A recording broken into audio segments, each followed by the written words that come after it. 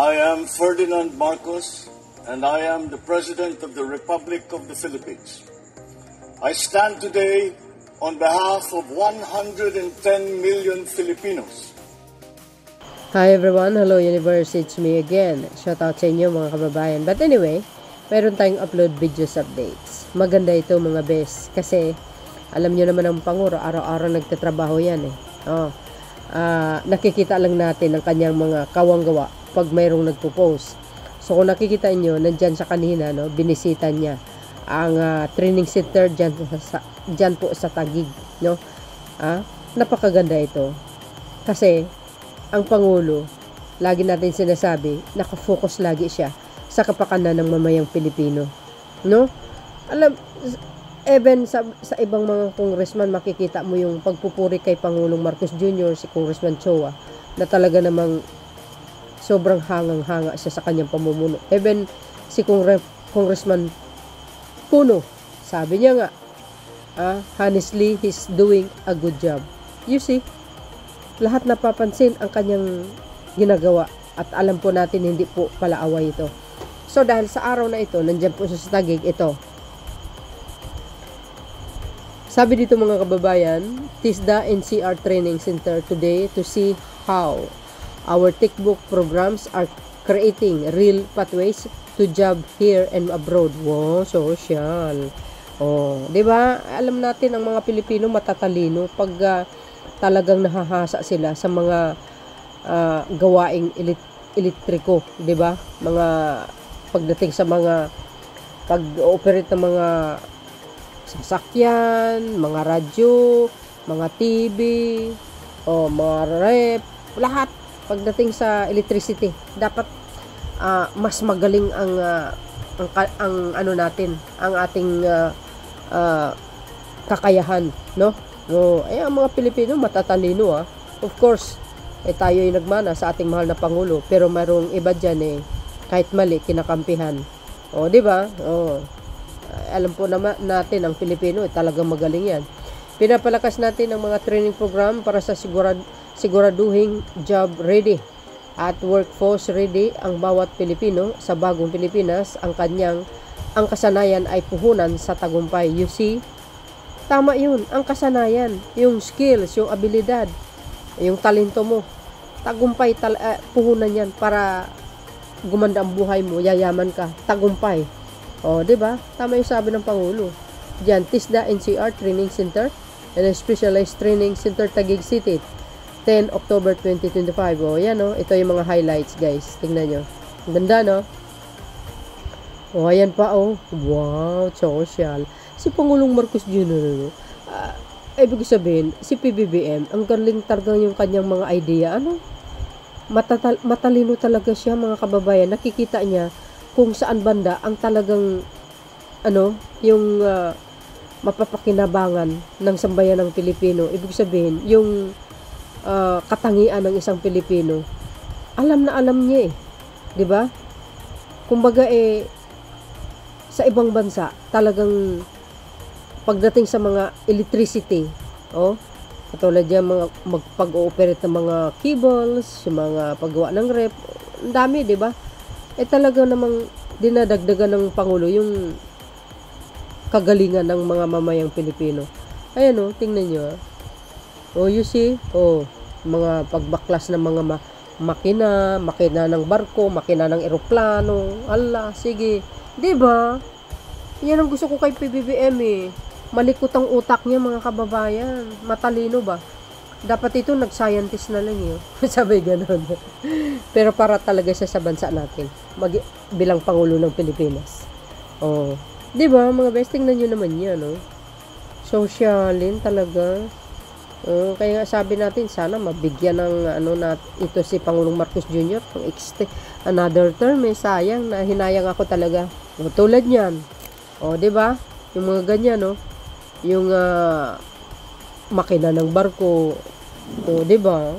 Dapat lalong gagaling ang ating mga kababayan. Mga babae din, pwede din diyan. Ayan yung sa TISDA Training Center. Wow, social. Diba karamihan lalaki, may babae ba? Baka teacher yan. Ayan sana palawakin pa ng palawakin yan para lalong gumagaling ang ating mga kababayan. Pwede tayo magkikreate ng mga ibig sabihin na, alam niyo ba yung mga gawang Pinoy? Aba, matalino tayo dyan, bes, ha? Naalala niyo yung panahon ng Pangulong Marcos Sr. Di ba may ginawa ang Pilipino na ng missile, yung pambumbaba, di ba nakalagay bungbong, di ba gawang Pinoy yun? Di ba magaling tayo? Ito yung panoorin niyo itong video sa pagpunta ng Pangulo kanina dyan. Siyempre, don't forget to like, hit the button bell para lagi kayong update sa aking mga upload videos. Eto na. The President is here actually to look at the facilities and the programs of TESDA as part of his own directive na kailangan natin tutukan ang edukasyon at training, particularly for making sure that our workforce and our training is both locally and globally competitive at the highest level of excellence. But the range siguro na dapat malaman ng publiko is that the training moves from lower level NCs to what is now being required of us by the directives rin of the Office of the President of higher level, higher skilled for greater productivity of our workforce. So, dodami po ang ating NC3, ang ating NC4, ang ating pong mga diploma programs.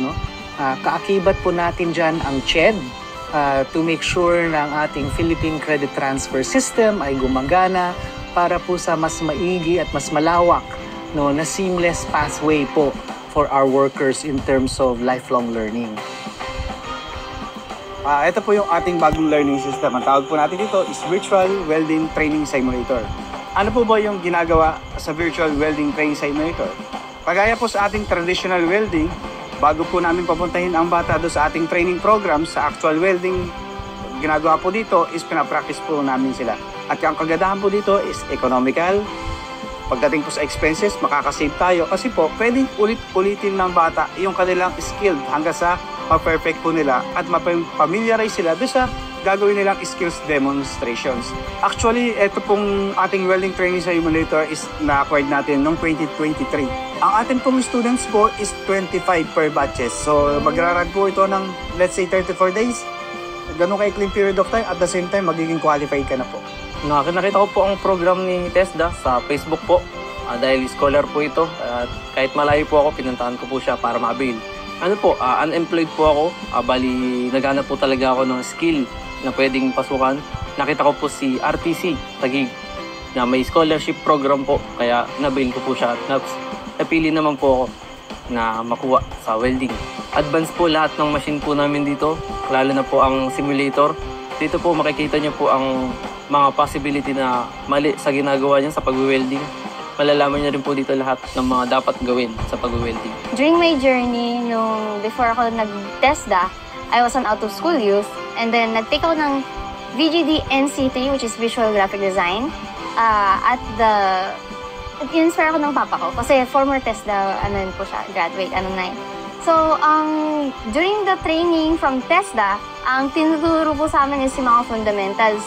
From yung learning what the programs we need to be able to use, as well as yung mentality, at saka try as well is speed. Kasi importante po yung speed sa competition na rin. And then, after that po, yun na po yung finocus namin as well on the training. Kasi nasimulan na during sa VGD NC3 ko po. I am extremely grateful and elated na meron tayong gantong programs kasi kung hindi po dahil dito, hindi ko malalaman, hindi ko ma-find yung niche ko po, kumbaga.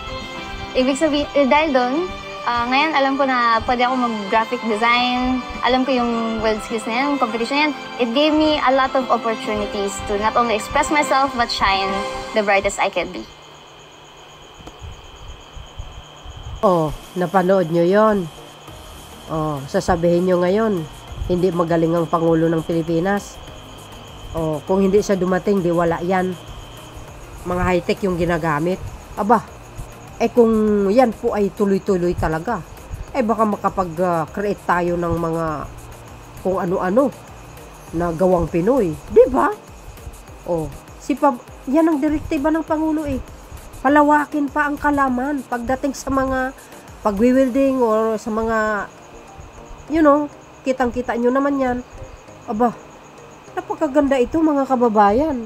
Bihirang-bihira ka makakitang ganitong klaseng Pangulo na wala na lang ginawa kundi isipin ang kapakanan ng mga mamayang Pilipino, lalong paagalingin pa ang kanilang mga skill. O yan mga sasakyan. Malay nyo. Dahil sa maganda ang kanyang pamumuno,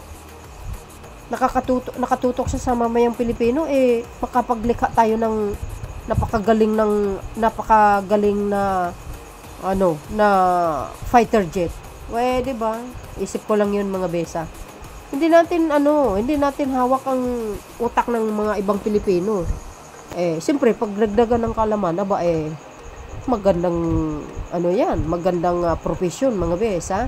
Kaya bilib ako kay Pangulong Marcos Jr. kung ano-anong mga pinaggagawa niyang kabutihan para sa mamayang Pilipino ay dagdag skills yan mga besa. Naku po. Sa mga ibang Pangulo nakikita yung ganyan. Wala. Si PBBM lang. Hindi nagpabaya. Lahat in-inspect, lahat tinitingnan. Sinisigurado. Napapakinabangan ng mamayang Pilipino kamo. Di ba? Ito ko lang, sa tingin ko lang So yun mga kababayan, kudos naman kay Pangulong Marcos Jr. at sa atin lahat. Siyempre, thank you for watching guys. Don't forget to like, hit the bell and follow me. See you again on my next upload. Bye bye bye and baboos, and God bless Philippines. There's more. Baboos!